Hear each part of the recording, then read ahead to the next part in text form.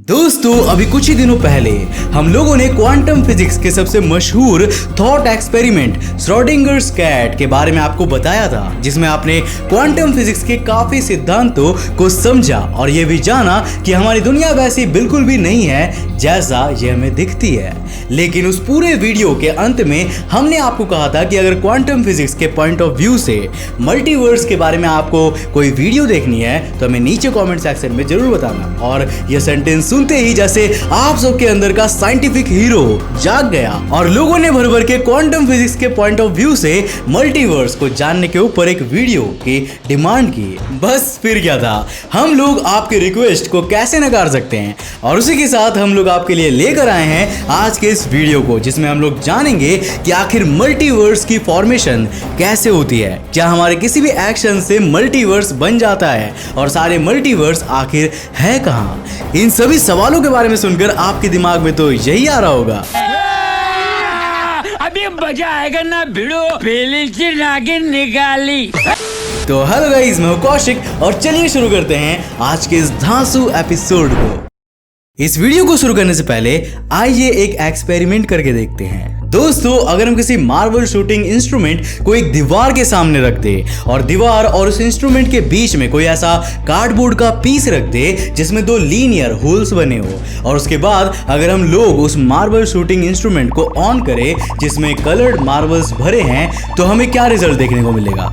जाहिर सी बात है कि जो मार्बल उन दोनों छेदों से गुजरकर दीवार पर टकराएंगे उनके निशान वहीं पर बन जाएंगे और दीवार में दो लाइनें बन जाएंगी जो हमें दिखेंगी। अब अगर हम लोग इसी इंतजाम में थोड़ा सा परिवर्तन करें और इस पूरे स्ट्रक्चर में उस मार्बल शूटर को हटाकर बाकी सब कुछ पानी में रख दे और उस पानी में उस डबल स्लिट के पीछे एक बॉल छोड़ दे, तो क्या होगा। इस सिनेरियो में बॉल की वजह से ओरिजिनेट हुए वाटर वेव्स जब उन दोनों स्लिट होल्स से गुजरेंगी तो वो दीवार में कई लीनियर प्रिंट्स छोड़ देंगी। अब अगर मैं आपसे पूछूं कि जब हम लोगों ने पेंटेड मार्बल्स को शूट किया था तो दो लाइनें क्यों आई थी और उसी की जगह वेव में इतनी सारी लाइंस क्यों आई, तो आप लोग क्या कहोगे। इसका सिंपल सा आंसर ये है कि ऐसा इसलिए हुआ क्योंकि मार्बल बॉल सॉलिड थी और वो जहां पर भी जा रही थी वहां पर अपने निशान छोड़ रही थी। लेकिन इसी के विपरीत जब एक वाटर वेव दूसरी वाटर वेव से टकरा रही थी तो उन्होंने काफी सारे वेव्स का रूप ले लिया था, जिसके कारण उन्होंने इतने सारे लीनियर प्रिंट्स बनाए थे। अब इतनी सी बात तो आपको समझ में आ गई होगी, पर अब हम लोग सवाल को थोड़ा सा बदलते हैं और आपसे पूछते हैं कि उस मार्बल शूटर की जगह पर अगर हम लोग किसी इलेक्ट्रॉन शूटर को रख देंगे तो हम लोगों को कैसा रिजल्ट देखने को मिलेगा, 2 लाइंस या फिर मल्टीपल लाइंस। अब दिमाग की बत्ती जरा जलाइए और अपने जवाब नीचे कमेंट सेक्शन में हमें बताइए। और अगर कमेंट कर लिया हो तो वैज्ञानिकों ने जब इस एक्सपेरिमेंट को पहली बार किया और जब वो इस पूरे घटनाक्रम को बहुत गौर से देख रहे थे तब उनके कैलकुलेशंस के हिसाब से इलेक्ट्रॉन्स ने 2 लाइनों की रचना की थी। जैसा कि हम सभी को पता है कि इलेक्ट्रॉन्स असल में पार्टिकल्स होते हैं और वो पार्टिकल नेचर को ही शो करते हैं। बट अब एक बार रिजल्ट मिल जाने के बाद वैज्ञानिकों ने यही सेम एक्सपेरिमेंट इलेक्ट्रॉन्स के साथ दोबारा किया और इस बार वो डायरेक्टली इलेक्ट्रॉन्स को ऑब्जर्व नहीं कर रहे थे।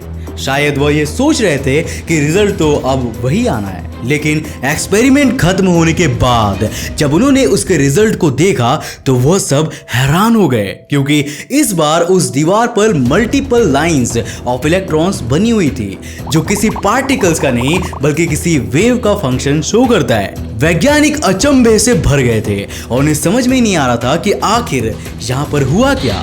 उन्होंने इस एक्सपेरिमेंट को एक बार फिर से एक अनऑब्जर्विंग स्टेट में अंजाम दिया, यह पता लगाने के लिए कि उनके सामने आया ये रिजल्ट कोई तुक्का था या फिर कोई अनसुलझा सिद्धांत।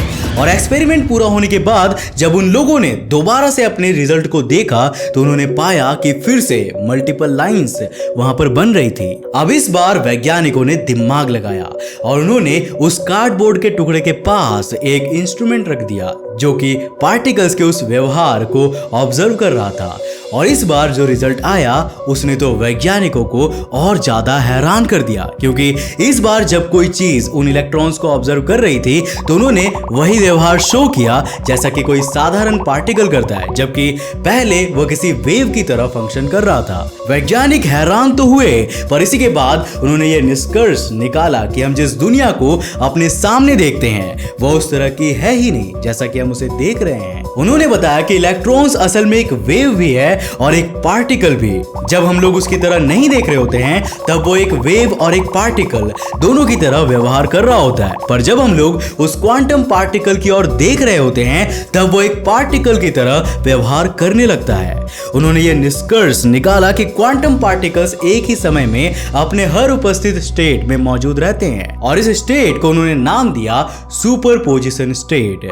उन्होंने बताया कि जब भी हम लोग किसी पार्टिकल को ऑब्जर्व नहीं कर रहे होते हैं तो वह एक से भी अधिक तरह से व्यवहार कर रहा होता है, पर जब हम लोग उसे देखने लगते हैं तो उसका वेव फंक्शन कोलैप्स कर जाता है और वो हमें किसी एक ही स्टेट में देखने को मिलता है। अब दोस्तों, इस वीडियो के आगे वाले पार्ट को देखने से पहले एक बार आप श्रोडिंगर्स कैट एक्सपेरिमेंट को रिवाइज कर लीजिए। इस एक्सपेरिमेंट में वैज्ञानिक इरविन श्रोडिंगर ने एक बॉक्स को बनाया था जिसमें उन्होंने मुख्यतः 3 चीजें रखी थी। उन्होंने एक रेडियो एक्टिव मटेरियल बॉक्स के कोने में रखा हुआ था जिसके डीके होने के 50-50% चांसेस थे।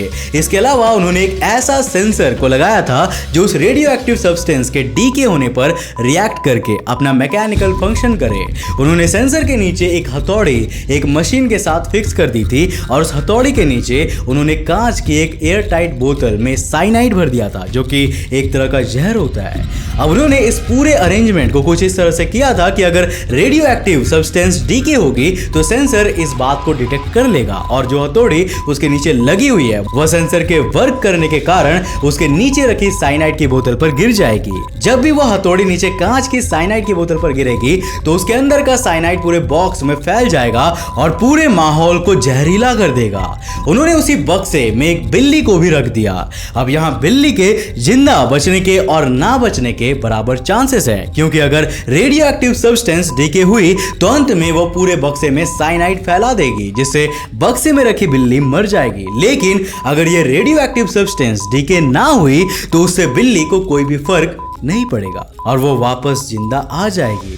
अब इस बात से श्रोडिंगर ने यह सिद्ध करने की कोशिश की कि क्वांटम थ्योरी अभी अधूरी है और उसका सुपरपोजिशन प्रिंसिपल जिंदा लोगों पर लागू नहीं होता है। इसके बारे में अगर आपको और ज्यादा जानना है तो आप हमारा श्रोडिंगर्स कैट एक्सपेरिमेंट वाला वीडियो जरूर देख लेना, जिसका लिंक आपको ऊपर आई के बटन पर या नीचे डिस्क्रिप्शन बॉक्स में मिल जाएगा।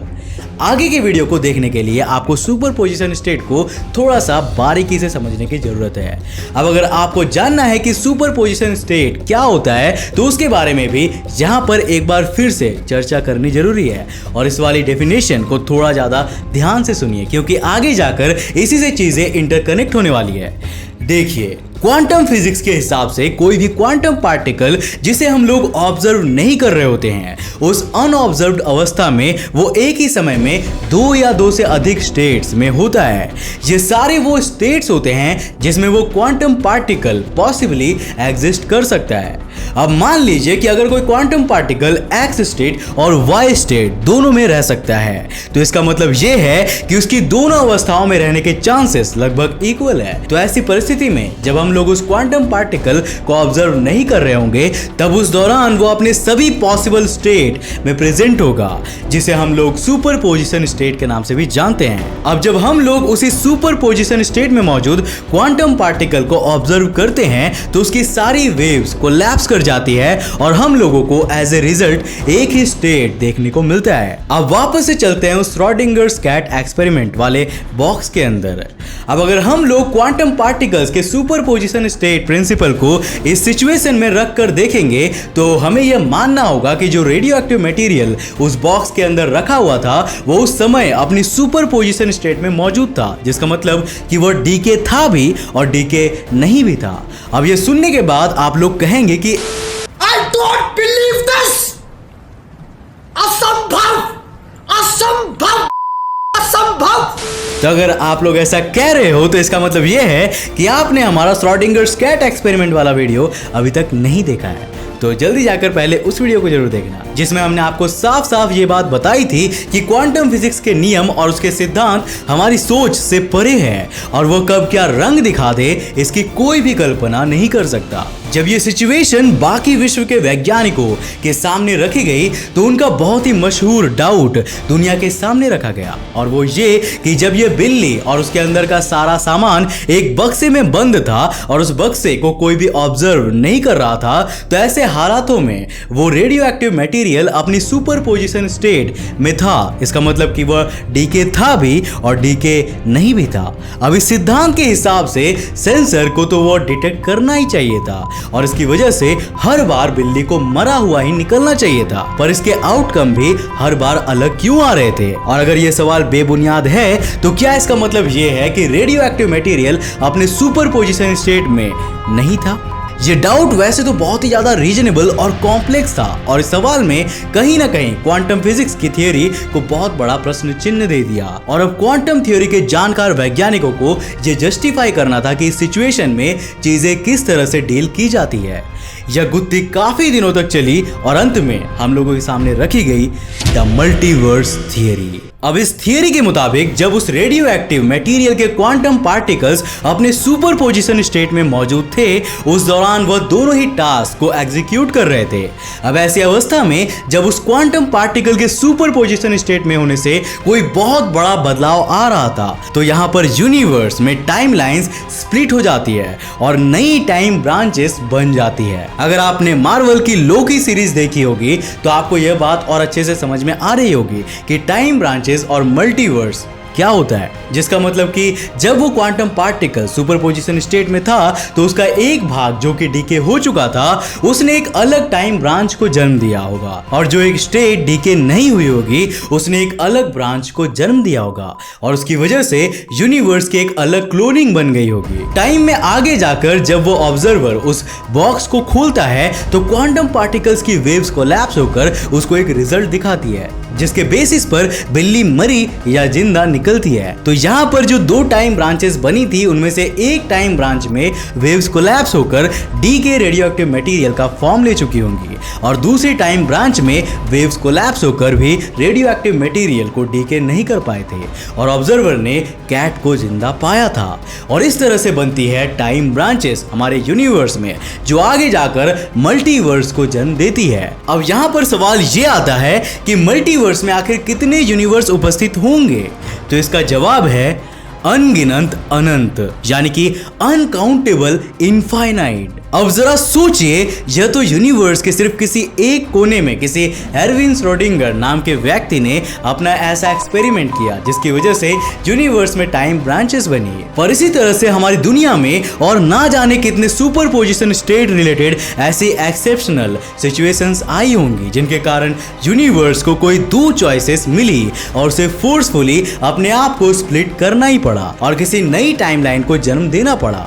आप इसे प्योरली एक मल्टीवर्स का रूप भी नहीं कह सकते, बल्कि इसे आप एक तरह का पैरेलल यूनिवर्स भी बोल सकते हो। और ये सारे पैरेलल यूनिवर्सेस इतनी ज्यादा मात्रा में संरचित हो जाते हैं कि अंत में उसे एक टर्म में मल्टीवर्स के रूप में ही डिफाइन किया जाता है। अब ऐसा नहीं है कि मल्टीवर्स भी सिर्फ एक ही मल्टीवर्स होगा, बल्कि वो मल्टीवर्स भी किसी दूसरे मल्टीवर्स का पार्ट हो सकता है, जिसे आप किसी तरह के सुप्रीम मल्टीवर्स का नाम दे सकते हो। अब इससे यह बात तो आप साफ साफ समझ जाइए कि आपने आज तक जितनी भी टाइम ब्रांचेस और मल्टीवर्स रिलेटेड मूवीज और वेब सीरीज देखी है, उनमें से ज्यादातर में दिया हुआ कंटेंट ऑलमोस्ट सही और सटीक है। मल्टीवर्स सिर्फ एक कल्पना नहीं है, बल्कि ये वो हकीकत है जो आपके इस वीडियो को देखने के दौरान कम से कम 100 से हजारों बार बन चुकी होंगी। अब आपने आज इतनी सारी कॉम्प्लिकेटेड और इंटरेस्टिंग चीजों के बारे में जान लिया है, तो आपके दिमाग में ये सवाल जरूर आ रहा होगा कि आखिर किस तरह से हम लोग अपने इस यूनिवर्स से किसी दूसरे पैरेलल यूनिवर्स में ट्रैवल कर सकते हैं, जिसको हमारे लिए हुए डिसीजन की मदद से बनाया गया था। वेल, इसका जवाब भी दिया जा सकता है काफी सारे इंटरेस्टिंग थियरी और हाइपोथेसिस के थ्रू, लेकिन वह आप पे डिपेंड करता है कि आपको उसका जवाब जानना है या नहीं। और अगर आपको उस सवाल का जवाब जानना है तो इस वीडियो को ज्यादा से ज्यादा शेयर कीजिए और नीचे कमेंट में लिखिए I want to know about how to travel in multiverse. मैं सच कहता हूँ कि अगर ज्यादा कमेंट्स हुए तो मैं इस टॉपिक पर भी वीडियो जल्द से जल्द लेकर आऊंगा और आपको मल्टीवर्स की यात्रा करवाऊंगा। बाकी मैं भी आपकी तरह स्पाइडरमैन नो वे होम का इंतजार कर रहा हूँ क्योंकि उसमें भी मल्टीवर्स है। तो दोस्तों ये तो रही मल्टीवर्स की बात, लेकिन जैसा कि मैंने आपको बोला था कि अंतरिक्ष टीवी आपके लिए CERN के लेबोरेटरी का लाइव टूर लेकर आने वाला है। तो बस अंतरिक्ष टीवी और ग्लोबल साइंस ने मिलकर आपके लिए ये इंतजामात कर दिए हैं। ये इवेंट 5 सितंबर 2021 को होगा, लेकिन इसके लिए आपको कुछ स्टेप्स फॉलो करने होंगे। आपको सबसे पहले जाकर globalscience.in के वेबसाइट पे जाना होगा, जिसका लिंक नीचे डिस्क्रिप्शन बॉक्स में है। वहां पर आपको ये स्टूडेंट्स कॉर्नर मिलेगा, जहां पर नीचे ही आपको CERN के लेबोरेटरी का लाइव टूर देखने को मिलेगा। उसमें क्लिक करिए, इस पेज को खोलिए और नीचे स्क्रॉल करिए। यहाँ पर आपको मिलेगा क्लिक हियर टू रजिस्टर और इसमें क्लिक करके रजिस्ट्रेशन कंप्लीट करिए।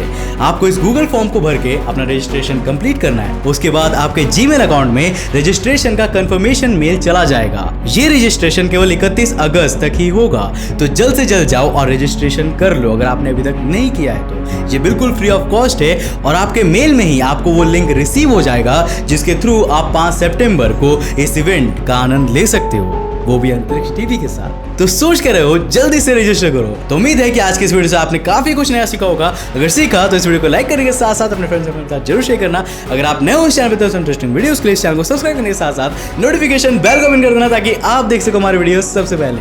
तब तक के लिए बाय, जय हिंद।